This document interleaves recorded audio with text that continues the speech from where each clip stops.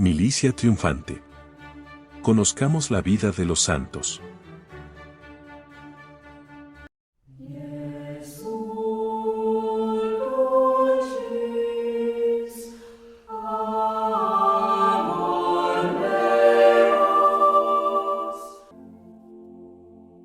...21 de enero... Día de Santa Inés, Virgen y Mártir, patrona de la modestia cristiana. Es Santa Inés una de las 4 principales santas de los primeros siglos de la Iglesia, una de las 4 cuyo nombre consta en el canon de la misa. Se ignora su verdadero nombre, el de Inés, que recuerda, según la etimología primitiva griega, la idea de inmolación y pureza, y según la etimología latina, la inocencia del Cordero, era tal vez solo un sobrenombre. Sufrió el martirio probablemente en el año 304, es decir, durante el reinado del emperador Diocleciano.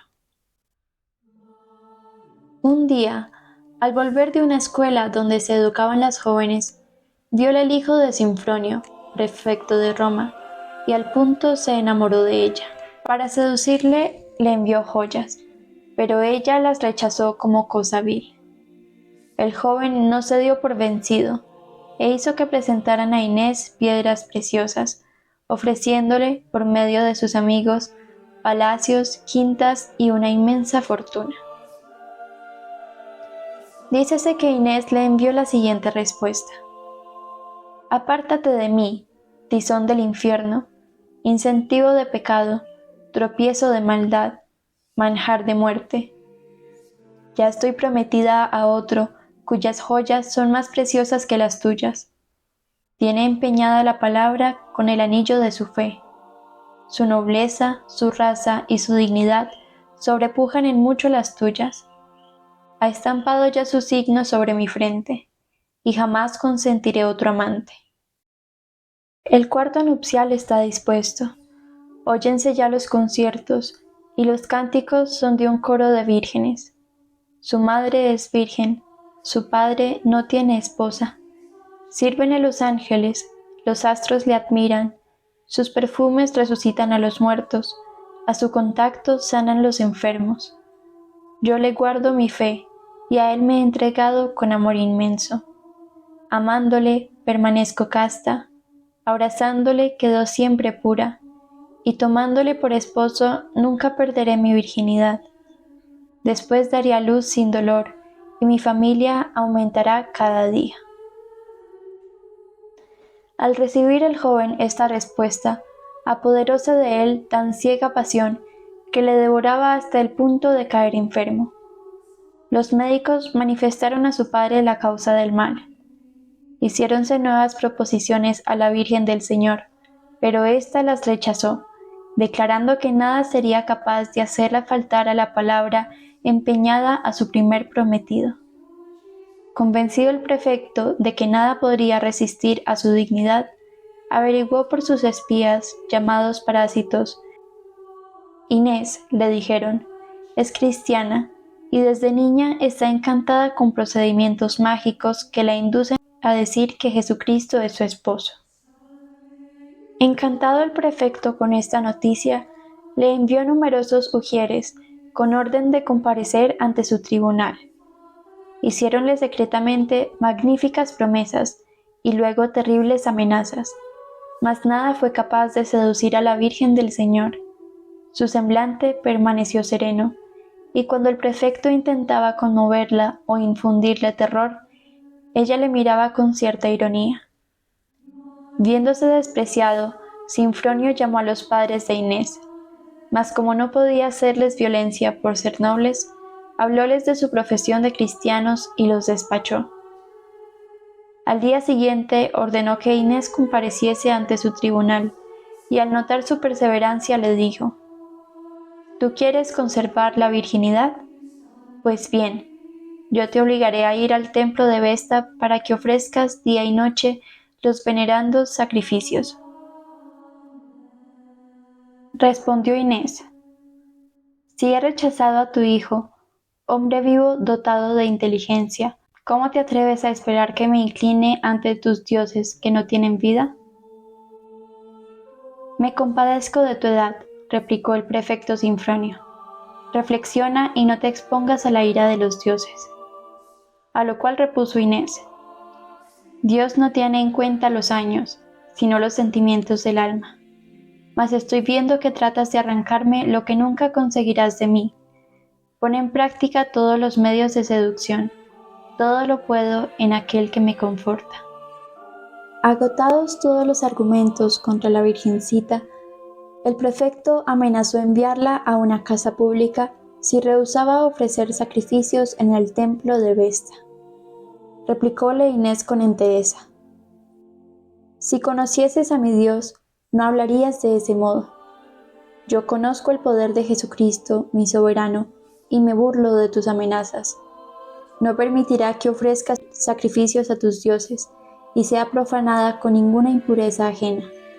Además, tengo por guardián de mi cuerpo a un ángel del Señor. El Hijo único de Dios, a quien tú no conoces, es mi baluarte inexpugnable, mi centinela siempre alerta, mi valeroso defensor.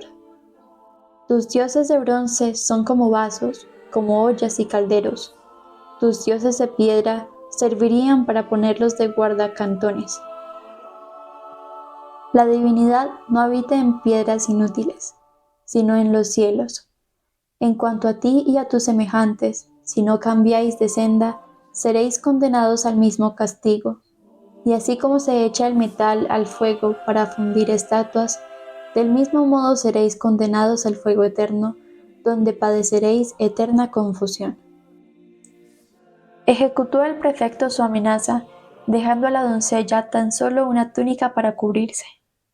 Mas Dios velaba sobre su fiel sierva. Al entrar en el lugar de ignominia, halló al ángel del Señor para recibirla y protegerla, rodeándola de luz tan resplandeciente que deslumbraba y la hacía invisible. Era semejante al sol en todo su esplendor. Al postrarse para invocar el nombre del Señor, vio una veste blanquísima. Vistiósela enseguida diciendo: Gracias te doy, Señor Jesús mío, por haberme enviado este vestido en prenda del amor que tienes a tu sierva. Y en verdad, se avenía tan perfectamente al delicado cuerpo de la Virgencita que parecía haber sido preparado por manos de ángeles. Aquella morada de pecado habíase convertido en casa de oración. Todos los que en ella entraban veíanse obligados a adorar esta manifestación luminosa del poder divino. El hijo del prefecto, causa de tales abominaciones, quiso ir a su vez con algunos de sus compañeros disolutos, pero halló a los jóvenes que habían entrado con anterioridad cambiados en respetuosos admiradores. Llamóles cobardes, y burlándose de ellos, entró en el aposento donde estaba orando la Virgen. Vio la luz que la rodeaba. No rindió homenaje a Dios y se adelantó hasta la misma luz. Mas al intentar tocar a Inés, cayó a sus pies exámine, ahogado por el demonio. Uno de sus familiares, viendo que no salía, impacientado de su tardanza, entró también y hallóle muerto. Salió en el acto, y a gritos llamó al pueblo a un teatro contiguo al lugar del suceso. Unos decían: Esta joven es una hechicera. Otros, por el contrario: No, que es inocente. Al tener el prefecto noticia de lo ocurrido, acudió también al teatro, y habiendo penetrado en el aposento, donde yacía exámine el cuerpo de su hijo, gritaba irritado contra Inés: «Oh, mujer cruel, ¿cómo te has atrevido a emplear en mi hijo tu arte sacrílego?». Contestóle Inés: «Satanás, cuya voluntad seguía, apoderóse de él para siempre. ¿Por qué los demás que intentaron acercarse a mí gozan de perfecta salud? Porque todos reconocieron el poder de Dios que me envió un ángel protector, me cubrió con el vestido de su misericordia y guardó mi cuerpo ofrecido y consagrado a Jesucristo desde mi cuna. Porque vieron la gloria de Cristo, le adoraron y se retiraron sanos y salvos. Este joven imprudente entró ciego de furor, mas al extender su mano criminal, el ángel del Señor le castigó con la muerte de los condenados. Nos convenceremos de que no te ha servido de maleficios si con tus oraciones devuelves la vida a mi hijo. La bienaventurada Inés le contestó: Vuestra falta de fe no merece favor semejante. No obstante, bueno será que se manifieste el poder de Cristo. Salid todos de aquí, para que pueda yo hacer mis oraciones acostumbradas. Todos salieron, y estando la Virgen orando con gran fervor, apareciósele de nuevo el ángel del Señor, infundióle valor sobrenatural y resucitó al joven. Este, tan pronto como volvió a la vida, comenzó a gritar: No hay más que un solo Dios, Señor de cielos y tierra. Los templos de los ídolos no valen nada. Los dioses que en ellos se adoran son simulacros vanos e impotentes para ayudar a los hombres. Al oír tales palabras, los sacerdotes paganos y los arúspices se conmovieron e incitaron al pueblo a que armase una nueva sedición. Por todas partes se oía gritar: «Muera la hechicera, muera la bruja que trastorna las ideas y enloquece las inteligencias». El prefecto, estupefacto al ver esta agitación y temiendo comprometerse si hacía alguna demostración en contra de los sacerdotes paganos y salía en defensa de Inés, puso el asunto en mano de su vicario Aspacio y se retiró. Aspacio, habiendo hecho encender una gran hoguera, mandó arrojar a la Virgen en medio de las llamas. Cumplióse la orden, mas éstas se separaron en dos partes, abrazaron al pueblo amotinado y dejaron a Inés perfectamente ilesa. También esta vez atribuyeron el prodigio no a la protección del cielo, sino a los encantamientos de la Virgen, por lo que proferían incesantes vociferaciones. En medio de las llamas Inés exclamaba: «Oh Dios, omnipotente, adorable, terrible y digno de todo respeto, os alabo y doy gracias, pues por mediación de vuestro Hijo Jesús me habéis librado del peligro, y he menospreciado las impurezas de los hombres y las acechanzas del demonio. Me habéis enviado por vuestro Espíritu Santo un rocío refrigerante, el fuego no me ha consumido, y el ardor de las llamas se ha vuelto contra los que las encendieron. Os bendigo, oh Padre, digno de ser aclamado por todo el mundo, por permitirme llegar con valor hasta vos a través de estas llamas. Ahora veo lo que antes había creído, poseo lo que había esperado, abrazando estoy lo que había deseado. Mis labios os confiesan, os amo con todo mi corazón y de lo íntimo de mi alma.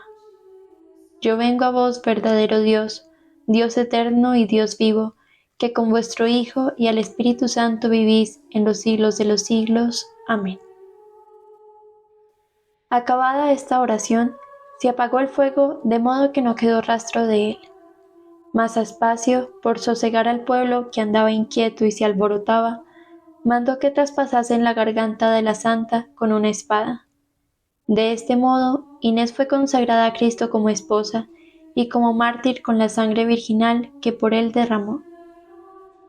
Sus padres, sin pesar, antes bien con alegría, transportaron el cuerpo de Inés a su quinta situada en la vía Nomentana, no lejos de la ciudad.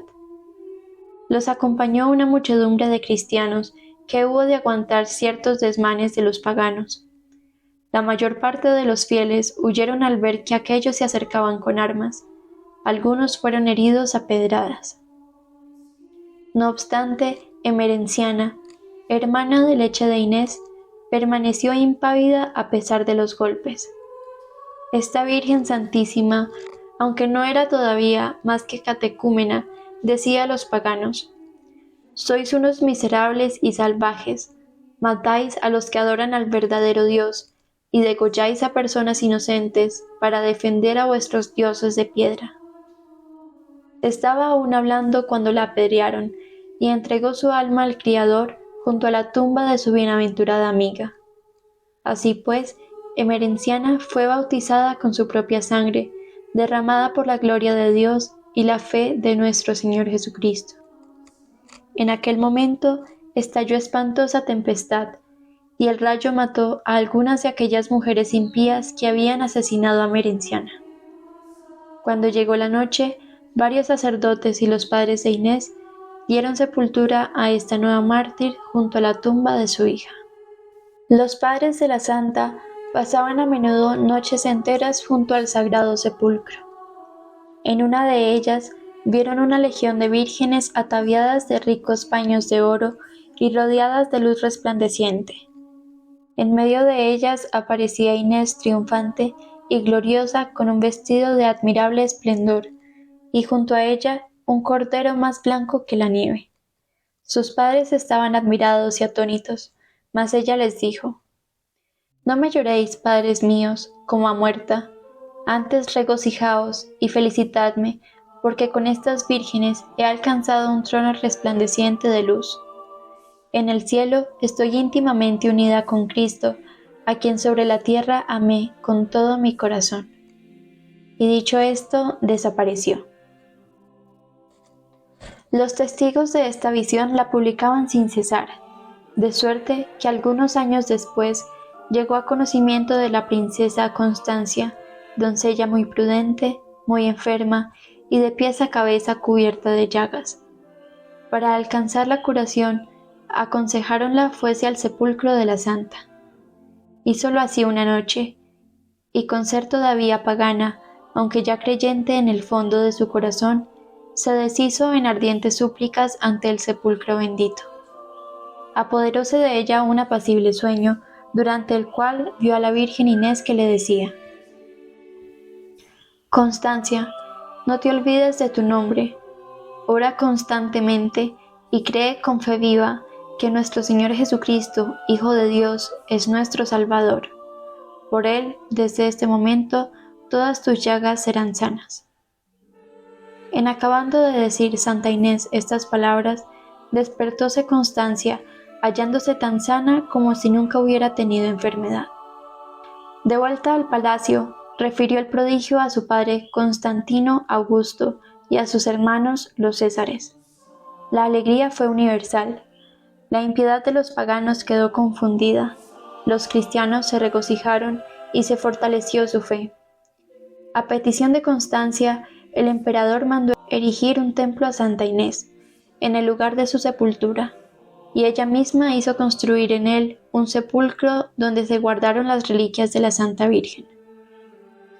La fe de los cristianos afirmaba que los enfermos que acudían al sepulcro de Inés recobraban la salud. ¿Quién dudará de que Cristo devuelve la salud a los que sean de su agrado? Las principales fuentes primitivas de la historia de Santa Inés son una inscripción en verso compuesta por el Papa San Dámaso I y grabada en una gran lápida de mármol que se conserva en la Vía Nomentana, un sermón de San Ambrosio, obispo de Milán, pronunciado por los años de 375, inserto en su colección de la Virginidad, y del cual la Iglesia ha extractado de las lecciones del breviario para la fiesta de la Santa, un himno de la misma época y con verosimilitud del mismo autor, y por último, un discurso que parece muy posterior a la muerte del preclaro obispo, a quien se atribuye también, aunque con menos verosimilitud. Este texto, traducido libremente, es el que hemos dado. El breviario ha conservado varios pasajes del discurso que la Santa Mártir dirigió a su pretendiente y la oración que hizo en medio de las llamas.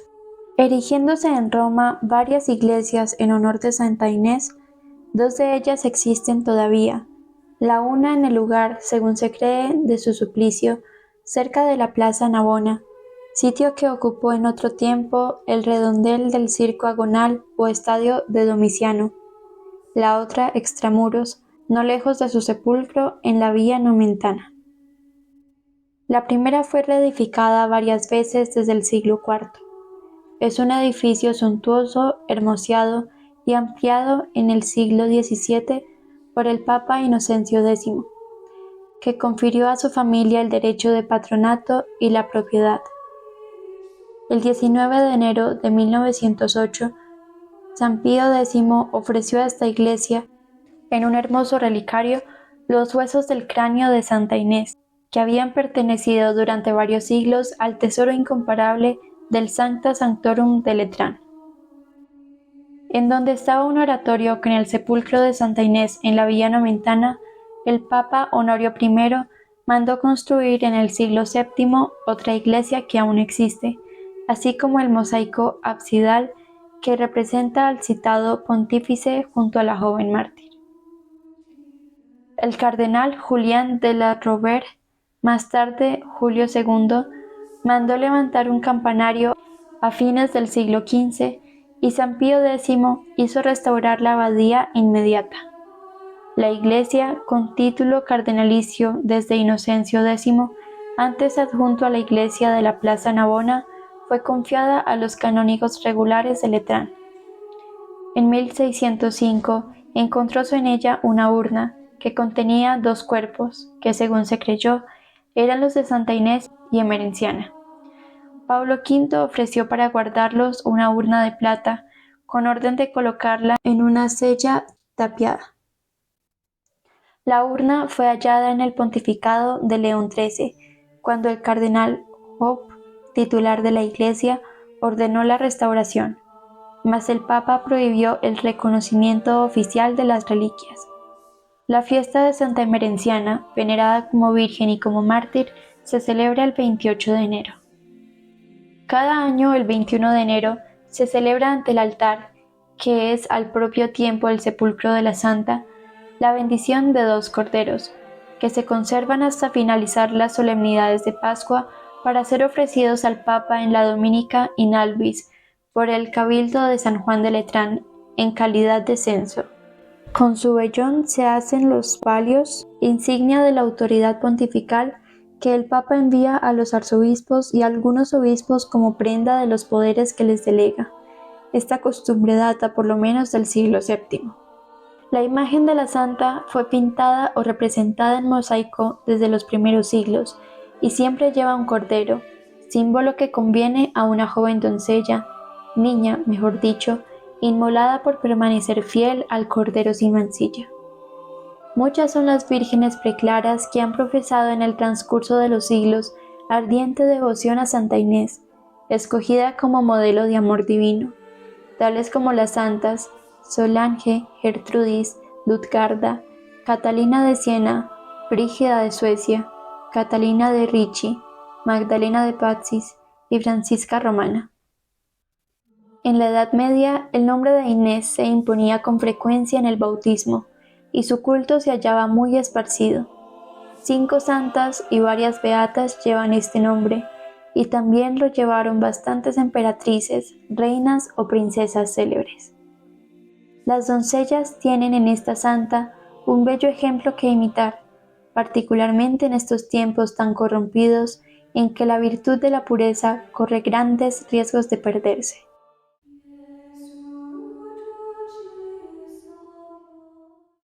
Oh Virgen gloriosa Santa Inés, vos que viviendo bajo la tiranía de la Roma pagana, supisteis mantener la pureza bautismal, preservando de este modo el tesoro de la fe cristiana, vos que a los 12 años tuvisteis el valor viril de soportar el martirio para no traicionar vuestro voto de virginidad, conseguidnos la virtud de la templanza para vencer los asaltos de las pasiones y las acechanzas del enemigo en medio de la descomposición del siglo.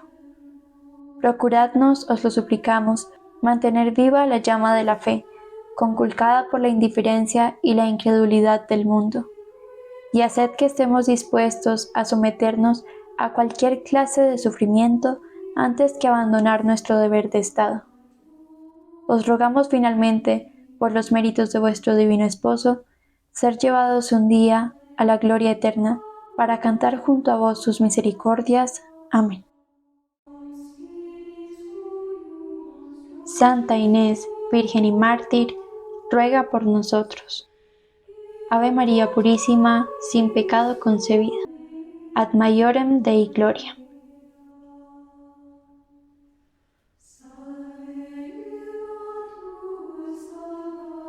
Dos banderas.